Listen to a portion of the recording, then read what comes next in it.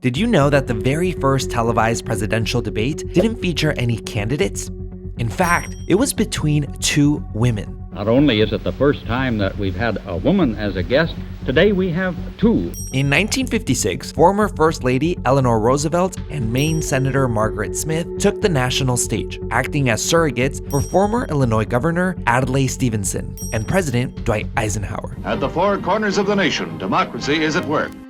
But even without a presidential candidate on stage, Americans nationwide relied on the two women for guidance in their decision and paved the way for a lasting tradition of presidential debates in the years ahead, which is more important than ever. In the whirlwind of today's elections, many argue that it's never been more crucial to cut through the noise and hear from the candidates themselves.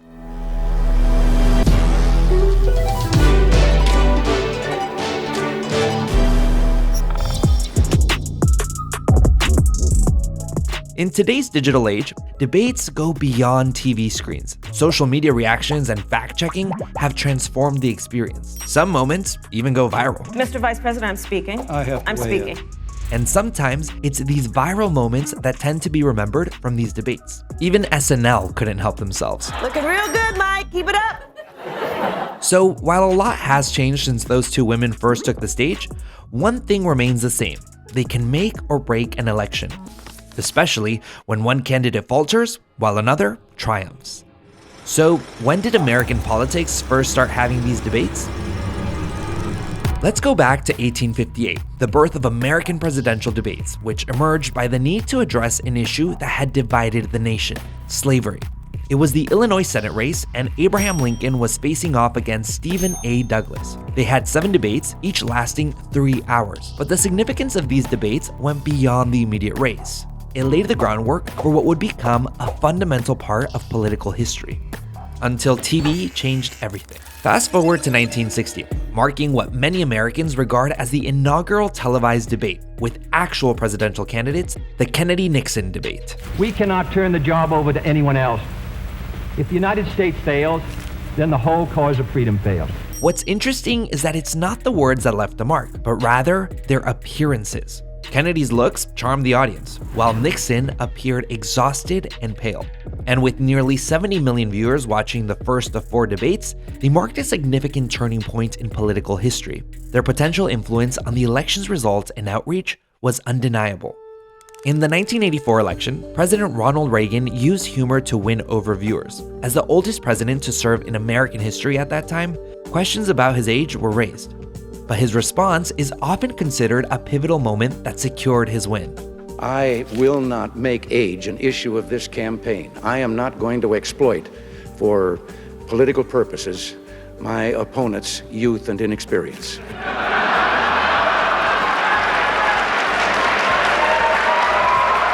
And politicians have followed suit, drawing inspiration from these past debate successes, focusing not just on their messaging, but shaping their public image to bolster credibility and showcase more personality. This is an attack piece. That is not by my campaign. What says paid for by John McCain? That is not by my campaign. Some even taking the opportunity to show off their Spanish skills. Cada votante necesitamos la representación y cada voz necesitamos escuchar.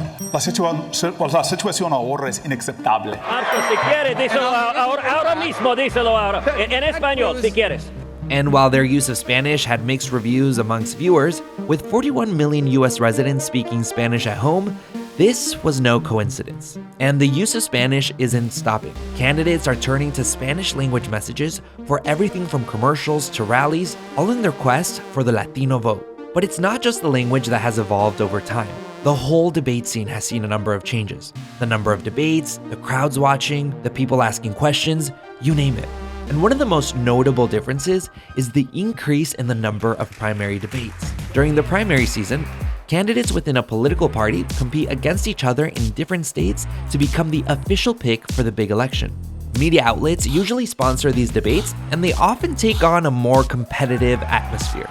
You ought to be ashamed of yourself for jumping on my wife. You're not worth being on the same platform. I'll tell you as my something, wife. Mr. Clinton. Now, don't try to escape it. You've been pushing this lie all week, Nikki. You want to go and defund Israel? You want to Okay, let me address that. I'm glad you brought that up. I'm going to address each of those right now. Then come the general election debates, when the chosen candidates from each party face off to see who will become the next president. The Commission on Presidential Debates has sponsored these debates since 1988, and in order to receive an invitation, a candidate needs to meet a number of requirements, including appearing on enough state ballots to actually have a shot at winning. Gentlemen, you realize if you're both speaking at the same time, and it's too expensive. let the presidents go ahead, sir.